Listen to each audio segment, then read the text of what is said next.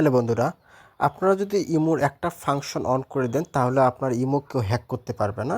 আপনি সহজে সেটা নিয়ন্ত্রণ করতে পারবেন। কেউ আপনার হ্যাক করতে পারবে না। সেটার জন্য কী করতে হবে? আপনার ইমোতে প্রবেশ করতে হবে। করার পরে এখানে আপনাদের উপরে যে প্রোফাইল পিকটা আছে এই জায়গায় ক্লিক করতে হবে। ওকে, এই জায়গায় ক্লিক করার পর এই অপশনগুলো আসবে। এখান থেকে আপনাকে করতে হবে কি, সিকিউরিটি অ্যান্ড প্রাইভেসিতে ক্লিক করতে হবে। সিকিউরিটি অ্যান্ড প্রাইভেসিতে এই যে ক্লিক করার পর এখানে নিচে নামাবেন। এখানে লেখা আছে লগ ইন প্রোটেকশন। এই লগ ইন প্রোটেকশনে আপনাকে ক্লিক করতে হবে।